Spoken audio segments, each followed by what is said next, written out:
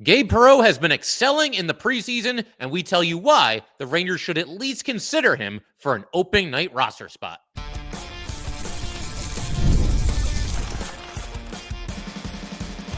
You're Locked on the New York Rangers, your daily podcast on the New York Rangers. Part of the Locked On Podcast Network, your team every day. Welcome back, Blue Shirts fans, to episode number 1389 of the Locked On New York Rangers podcast. I'm your host, John Chick. Just want to thank you guys, as always, for making Locked On New York Rangers your first listen every day. We are free and available on all platforms, including YouTube, and we are, of course, part of the Locked On Podcast Network, your team every day. So today we begin with our fun-filled offseason series here, like we've been doing the entire offseason here. Basically, we take a look at every single player that we project to make the New York Rangers opening night lineup and just talk about everything that could go right, everything that could go wrong for said player. And for today, a special 3-for-1 deal. We're going to be discussing Gabe Perreault, Will Borgen, and Taylor Raddysh, for what's going to happen this upcoming season and how they're going to fare for the New York Rangers. And we begin with Gabe Perreault, somebody that's obviously in the spotlight right now. He's captured the imagination of a lot of fans of the New York Rangers with his strong preseason performance thus far. I think in a worst case scenario for Gabe Perreault, he doesn't make the team. Now, I don't think that's a terrible situation. And in fact, despite how good he's been in the preseason, I've kind of been campaigning for Perreault to start this season, the upcoming season, in the AHL with the Hartford Wolfpack, just because I feel like the Rangers have rushed guys to the NHL in the past, and it's been to results that are mixed at best. So for me, it's better to err a little bit on the side of caution here with Gabe Perreault, but I mean, we know how good he's been in the preseason. He's certainly giving us something to think about. And as I mentioned in a recent episode after the loss to the Bruins, I mean, I'm still open-minded. Nothing is set in stone here. I mean, my vote doesn't really count as far as the Rangers are concerned. They're going to make whatever decision they're going to make. But yeah, I mean, if he continues to excel the way that he has, then by all means, he should be out there on opening night for the New York Rangers. But for me, at least, I'm still exercising at least a little bit of caution. With all that said, though, I think in a worst-case scenario for Gabe Perreault, he doesn't quite make the opening night roster. And even if he doesn't, I still get the feeling that he'll be caught up to the New York Rangers in relatively short order. They might have him start with the Wolfpack, build his confidence a little bit down there, see kind of the lay of the land on the NHL roster, who's playing well, who's not playing well. And if we call up Gabe Perreault, okay, well, who's coming out of the lineup? A couple games into the season, they'll have a better feel for that, whether that's like 10, 15, 20 games, whatever it might be. They'll know the lay of the land a little bit better, and they'll know which player Perreault is going to replace if and when he gets called up. But he's been great. In a worst-case scenario for Gabe, though, he doesn't quite crack the Rangers opening night roster. I think in a best-case scenario, Gabe Perreault basically shows that he's a better option than some of the depth wingers, and he earns a prominent role for the Rangers right out of the starting blocks. When you look at, again, the lay of the land here and his competition, some of his competition are veteran players, guys like Juuso Parssinen, guys like Taylor Raddysh, guys like Johnny Brodzinski, guys, even Connor Sheary, he's on a PTO. He could make the team as well. I think that obviously long-term, I'm stating the obvious here, but long-term, Gabe Perreault obviously is a much, much more important player to the Rangers than anybody else that I just mentioned. I think for sure he has significantly more upside than any of the players that I just mentioned. But right now, you could see where Gabe Perreault is probably neck and neck with some of those guys in terms of, carving out a prominent role with the New York Rangers. But when I say a prominent role and this best case scenario here, I'm talking about a spot in the top 9, maybe even in the top 6. That's at least conceivable to start the season. I don't think that'll happen because I just don't see a world where the top 6 is not some combination of Cooley, JT Miller, Mika Zibanejad, Artemi Panarin, Vincent Trocheck, and Alexi Lafreniere. Now, that could always change. You could split up the centers, and Mika can maybe center the third line, or maybe Trocheck moves down to center the third line, or maybe Lafreniere's on the third line to start the season, and a spot could open up. That's at least possible. Top 6 would be difficult to crack, I think, early, though, for Gabe Perreault. But one thing I'll throw out there, and it's something that we've talked about in the past, and it's something that has benefited many players and could also benefit Gabe Perreault, the Panarin bump. The Panarin bump, right? We've seen player after player after player on a line with Artemi Panarin, guys from all different, backgrounds and all different skill levels and all different skill sets and all different levels of experience in the NHL. If you play on a line with Artemi Panarin, your production, and just your overall play, certainly your point total, those things are all going to increase. So Gabe Perreault is obviously somebody that could benefit from that, like many have in the past. I mean, that could be a really dynamic, really fun pairing to watch, Artemi Panarin and Gabe Perreault. But in a best case scenario, like we said, he ends up with a prominent role right out of the starting blocks with the New York Rangers. In a worst case scenario, we could see some evidence, whether he makes the team out of training camp or he's a call-up not too long after that, we could see some evidence that Gabe Perreault is still not physically ready for the NHL. Now, he has bulked up, and that's been very noticeable. You see him out there in the preseason and during the rookie series against the Flyers. He does look noticeably bigger than he looked when he played those 5 games at the end of last season with the Rangers. And he's obviously going to need that because, I mean, look, he was a phenomenal college hockey, and credit where it's due, but the NHL is a hop, skip, and a jump ahead of that, especially when it comes to the size of these players and the physicality of the game. But multiple reports saying that he added 15 pounds of weight during the offseason. He's now listed on hockeyreference.com at 5'11", 178 pounds. And I don't think certainly he looks overmatched physically based on what we've seen so far from Gabe Perreault this preseason. But you also have to understand that what we've seen so far, for the most part, in the preseason for Gabe Perreault, is he's gone up against a lot of guys that are probably going to start this upcoming season in the AHL, and other young players such as himself that are kind of coming along and feeling out their way in the NHL. So he hasn't really gotten a taste of like NHL regular season hockey other than the 5 games last year in terms of like what it's all about from the physicality department. And it's at least possible that we see some evidence at the start of this upcoming season when guys are going full bore and they're not just sleepwalking through the preseason, where he is at a little bit of a disadvantage when it comes to the physical aspect of his game. That's at least possible. However, we're going to kind of flip this here for a best case scenario. I think in a best case scenario, we see Gabe Perreault add some grit to his game. And in a way, we've already seen this. We talked about it after the preseason loss to the Bruins. That's the preseason game where I thought it was very, very evident that Gabe Perreault, he's got a little bit more physicality, a little bit more grit to his game than maybe we've given him credit for.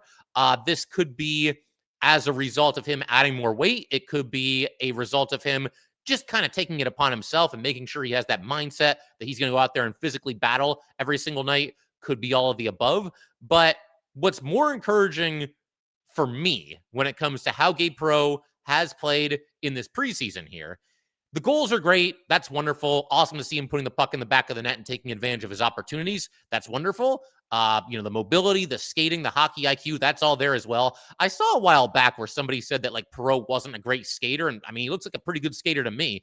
We haven't had a great sampling of Perreault so far, but that's something that I'm going to keep an eye on going forward because that doesn't look like a weakness at all to me. If anything, it looks like a strength. But we already knew about most of the things that I just listed there. What we didn't really know about and what we thought could even maybe be a liability for Gabe Perreault is a supposed lack of size, a supposed lack of physicality. He's already added size, and it looks like, to me at least, he's added some physicality as well. There were a lot of examples in that. In the overtime loss to the Bruins, there was that sequence where he had 3 shots on goal in the span of about 5 seconds. He gets denied in deep. He goes into the corner, fishes the puck out, circles right back in front of the net fearlessly, taking on defensemen and whatnot, gets another couple of shots at the net. Now, he didn't score there, but the effort and the drive and the determination were there. He goes into the corner. He fights his way to the front of the net. That's awesome. That's good stuff from Gabe Perreault. And again, the talent, we're all very, very well aware of it, but I don't know if a lot of us saw this coming, the grit and the physicality that he showed in these games in the preseason thus far. But that's very, very encouraging if you're a Gabe Perreault fan. And, even if you're somebody that didn't really understand the draft pick or you would have rather the Rangers pick somebody else, very good chance that your biggest reservation was a supposed lack of size, supposed lack of physicality. But he's kind of answered the bell in both of those areas thus far in the preseason. So we're going to keep everything rolling in just a second. We're going to shift our attention to a veteran defenseman, and that's going to be Will Borgen. We're going to talk about whether he's somebody that could actually end up being a steal as far as the Rangers, the contract that they gave him this offseason, or whether he's somebody that's, just a third pair defenseman who's essentially masquerading as a second pair defenseman. We're going to have a debate about that in just a second. All right, we just want to take a minute to let everybody know that today's episode of Locked On New York Rangers is brought to you by Monarch Money. Most people cannot name all their financial accounts or even what they're worth, whether it's 401ks, properties, or investments. And when you don't have the full picture, you can end up leaving money on the table. That's why there is Monarch Money. It's an all-in-one personal finance tool that brings your entire financial life together in one clean, easy-to-use interface on your laptop or on your phone. Monarch is built for people with busy lives. If you've put off organizing your finances, Monarch is for you. Monarch does the heavy lifting for you. You can link all your accounts in minutes, see clear data visuals, get smart categorization of your spending, and finally feel in control of your money without ever touching a spreadsheet.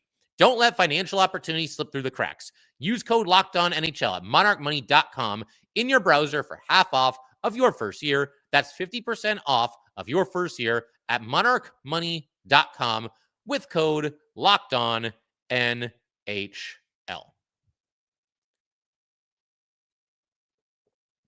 All right, let's go keep everything rolling here on Locked On New York Rangers. Big shout out to the everydayers. As always, thank you guys so much for obviously supporting this podcast through all the ups and downs of New York Ranger hockey. We're going to continue doing a couple of these best and worst case scenarios to close out the preseason here. And of course, there's more preseason games right around the corner as well. Going to be breaking those down in great detail once they occur. But for right now, let's keep talking about best and worst case scenarios. And let's shift our attention to Will Borgen. I think in a worst case scenario for Will Borgen, it's his first full season of Ranger hockey. We got a good look at him last year, but this is our first true look where he's in training camp, preseason and everything. And I think in a worst case scenario, we come to learn or realize or even accept that Will Borgen is just a guy, quote unquote. He's not somebody that's going to go out there and have a major positive impact on the game. He's somebody that you essentially just hope that he goes out there and isn't really all that noticeable. It doesn't do anything to lose the game for you. And when I say all these things, this is how we usually describe the third pair, or it's usually how we describe the sixth defenseman or even the seventh defenseman who's forced into the lineup under, various circumstances. It's somebody who's essentially the last player on your roster, the last player in your lineup, and you just hope that if nothing else, he's not a liability out there. He doesn't make any mistakes. He doesn't, do anything to cause you to lose the game. And there's nothing inherently wrong with that, other than the fact that that's not really what Will Borgen's role is expected to be this upcoming season. I mean, when you look at every depth chart that I've seen, and certainly I think just eyeballing the roster, we could all come up with this as well. It's very, very, very, very likely that Will Borgen is going to begin this upcoming season in a top four role. And I don't think there's anything wrong with that. I think he's certainly cut out for such a role. I think a middle pair defenseman is probably about what Borgen's ceiling should be. But again, I just hope we don't get to a situation, because Borgen for most of his career was a third pair defenseman. That's what he played mostly in Seattle. I hope we don't get to a situation where it's like, this guy's a third pair defenseman and the Rangers are treating him like royalty and they're putting him in the top four, and it's not ideal for this team. In a worst case scenario, something like that could unfold. I don't think Will Borgen is ever somebody that you're going to look at as this massive liability, this terrible player, this guy that's making mistakes left and right. I'm just going off of what we saw this past season, but it is possible where you kind of look at it and say, yeah, him in the top four, maybe that's a little bit of a bridge too far. Maybe there's a reason this guy has been a third pair defenseman for the majority of his career, at least before he got to New York. So that's a worst case. In a best case scenario, Will Borgen's got a chance to be one of the tone setters for the Rangers on this team. 2 years ago, I felt like the Rangers were pretty solid in the physicality department. I know some people are going to fight me on that, but the eye test and any stat you look at pretty much does back that up. 2 years ago, when the Rangers were President's Trophy winners, I thought they overall did play a fairly physical brand of hockey. Maybe not at the very top of the league in terms of physicality, but certainly more physical than most teams. And then, of course, last year, nothing was good. They weren't physical. They just couldn't be bothered. We don't have to rehash all of that. But when you look at the construction of this roster right now, and Borgen is included in this team has gotten tougher. It has gotten bigger. It has gotten more physical. There are plenty of players on this roster that fit that description right now, even in terms of fighting. Like the Raiders must have 6, 7, 8 guys that at least could drop the gloves if the situation called for it. And, we've got the captain, JT Miller, talking about how this team wants to play with more FU. And that brings us to Will Borgen, who himself is a physical player. He's got 651 hits in 298 career games. I mean, that's a solid total, especially somebody that's typically playing third pair minutes. He goes out there and he does hit. But it goes beyond, the hit statistic. We saw last year, this is somebody who, for the most part, will go out there. He'll battle for the puck. in the corner. He'll body guys. He'll clear guys out from the front of the net. There's nothing overly flashy, but Will Borgen stands 6'3", 204 pounds, which is bigger than most NHL defensemen. That's a good size NHL defenseman. It's maybe not, again, very, very, top 1% or whatever, but Will Borgen obviously has size, and even more positively, encouragingly, whatever you want to say, he is very, very able and willing to use his frame to his advantage. And that's something that the Rangers need. And, I mentioned a second ago that there's not a ton of flash to Borgen's game. Quick side note here, though, he was producing points at a higher level on the Rangers this past season than he has for any team at any stop in his AHL career. He ended up with 13 points in 51 games as a member of the New York Rangers. But, Borgen, again, he's somebody that has a chance to be a tone setter as a physical player, as a physical defenseman, as somebody who's just going to be a lunch pail type player. Saying all this too, it also kind of makes me realize that there are some, and I emphasize some, similarities between Will Borgen and Vladislav Gavrikov. I say some because I don't think Borgen is quite on Gavrikov's level. Gavrikov just the more steady, more consistent, more well-rounded defenseman of the two. But there is something to be said for guys that just go out there, don't make a ton of mistakes, and kind of just play lunch pail, blue-collar hockey. And I think Will Borgen, like Gavrikov, some similarities, like I said, has a chance to do exactly that for the New York Rangers. And if he does, again, we saw how much these Ranger defensemen struggled last season. If Borgen goes out and plays that brand of hockey, then he has a chance to be a pretty popular Ranger among the fan base. And I think for the most part, and it might be because there were bigger, more deserving targets than Will Borgen, but for the most part, I don't think Ranger fans were too upset with what they got from Borgen last season. Some people had some things to say about the lengthy and somewhat expensive contract extension that was given to Will Borgen, and we'll discuss that in just a minute as well. But for the most part, I think Ranger fans kind of liked Will Borgen last season. I remember the Stephen McDonald Extra Effort Award and who should it be? I proposed that question to all of you on Twitter, and Borgen actually got a decent amount of mentions from some of you who responded to that. So I think Borgen, like I said, that lunch pail mentality, that style of play, he has a chance to be a very, very popular Ranger among the fan base. But he's got to bring it, and he's got to be a consistent defenseman for the Rangers the entire season. I think in a worst-case scenario, if Borgen ends up being paired with Carson Soucy on the second pairing to start the upcoming season, and I hate to pick on one player like this. I really don't like to do this, but Soucy was shaky at best last season. And I just think that the Rangers' best defenseman alignment does not include Soucy in the top four, at least not at the start of the season. For me, my top four, Gavrikov and Fox, and then Schneider and Borgen. And I realize that also entails Schneider moving to the left side, but he's done that in the past. Schneider has proven himself to be a very versatile defenseman for this New York Ranger team, and I feel like he can handle that. And if you're out there with Soucy, I mean, he really struggled last season. And I realize, and I've mentioned this in the past, clean slate for everybody this year. Soucy this past season was traded for. He joins the Rangers. He basically walks right into a dumpster fire. Carson Soucy was never going to come over and fix everything that was wrong with the Rangers this past season. But just going by the eye test, it was not good for Soucy. Like I said, maybe things will be better this season, but I feel like Borgen's going to be in a much, much better position, a much, much better chance to succeed if he's out there with Schneider than with Soucy, at least to start the season. But we'll see how the Rangers look to play it. I think in a best case scenario, and we touched on this just briefly, but we're going to elaborate now.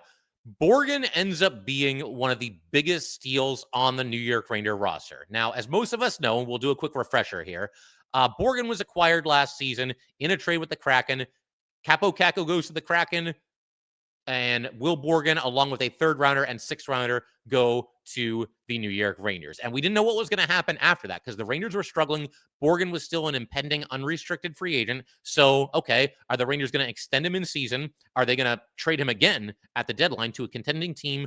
Or do they just let everything play out and try to talk to him in free agency in the offseason? They picked option one. They extended him for 5 years at $4.1 million per season. And it seemed a little bit steep at the time, but it's not really as bad as it looks because that salary cap is ballooning every offseason. And so a $4.1 million contract when it was signed, it makes a little bit less of a dent this offseason, and it'll make a little bit less of a dent the following offseason because this cap, by all accounts, it's going to continue to rise very steadily.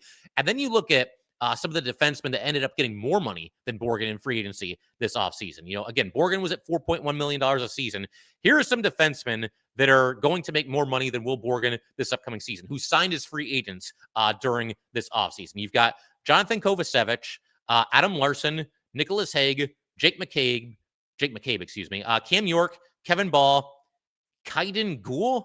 I don't know who that is. I've never heard that name before. Dylan DeMello, Rasmus Sundin, Chris Tanev, Alex Vlasic, among many, many more defensemen. These guys, now some of them are comparable to Borgen. Some of them you might even put a little bit ahead of Borgen. But the bottom line, I think Borgen, for the most part, with the players I just mentioned, he's in the same ballpark, just about. And every single one of those guys is going to make more money than Borgen this upcoming season. To say nothing about, what contracts are going to look like the following offseason, next offseason, because these contracts will continue to balloon as the salary cap continues to rise. So I think in a best case scenario, Will Borgen becomes a steal for the Rangers, and we begin to see evidence of that as soon as the first couple of games of this upcoming season. So in just a second, we're going to keep everything rolling. We've got a Ranger free agent pickup, a little bit under the radar. It was Taylor Raddysh, and, it was a little bit under the radar because Gavrikov signed the same day, if I'm not mistaken, but has a chance to be an important player, play an important role for the Rangers. We'll discuss that in just a second. All right, we just want to take a minute to let everybody know that today's episode of Locked On New York Rangers is brought to you by FanDuel. The NFL season is here, and FanDuel is making sure you are ready for kickoff with a can't-miss offer. Right now, new customers can bet just $5, and if your bet wins, you will get $300 in bonus bets to use across the app. FanDuel is the best because it's got something for you regardless of how you like to bet. You got player props, you can build a same-game parlay, or you can even jump in live while the action is unfolding. It makes every game that much more exciting. Whether you're watching your own team or just keeping an eye on your fantasy lineup, it is quick, it is easy, it is the best way to add more energy to Sundays. So are you ready to play? Download the FanDuel app right now by visiting FanDuel.com to get started. That's FanDuel.com to place your first $5 bet. All right, let's go to wrap up today's episode of Locked On New York Rangers by discussing Taylor Raddysh and the best and worst case scenarios for Raddysh this offseason. I would say right now, when you look at everything the Rangers did this offseason in terms of free agent signings, Raddysh was probably the second biggest one. And I realize that part of that is because they didn't have any cap space left after they signed Gavrikov. I get that. But this is somebody that we haven't talked about a whole lot. I mean, a little bit here and there, but he might end up having a bigger role for this Ranger team than we realize. And we're going to elaborate on that in just a second. But in a worst case scenario, I think there is a world where Taylor Raddysh at one point this upcoming season ends up getting squeezed out of the lineup, or at the very least pushed down to the very bottom of the lineup and ends up with very, very limited ice time. Now, I don't think this is something that's going to happen right out of the starting blocks here, right away at the start of the season, but we've talked about this in the past as well. When teams are contending, and we don't know if that's going to be the Rangers or not this season. Anything can happen. We'll see how it goes. But if the Rangers are contenders this year and they get to the trade deadline and they're in a situation where, okay, we're in position to buy, let's bring in, some impactful forwards, let's bring in a new defenseman, whatever it might be. If you end up adding a defenseman or two at the deadline, then it's possible that Raddysh could end up getting squeezed out of the lineup. I think there's other guys that would probably get pushed out before he would, but this is not somebody that's been like obviously an offensive juggernaut or like a colossally impactful player throughout his brief career thus far. I mean, he's been all right. He's been a serviceable, role player for sure. But if the Rangers go big game hunting at the trade deadline, and you got to circumnavigate the cap situation and all that, and that's a whole nother story in and of itself. If you can even afford to add, significant players at the trade deadline. But if the Rangers were to do that, so, I mean, if they bring in somebody and that this player has to go into the lineup, then somebody has to come out, right? And there's at least a chance that it could be Raddysh, at least once in a while. So that's a worst case scenario. Best case scenario, Taylor Raddysh has the best season of his NHL career, plain and simple. Kind of self-explanatory, but we'll elaborate on it a little bit here. Raddysh right now is 27 years old, so he should be entering or right about in what is basically the prime of his career.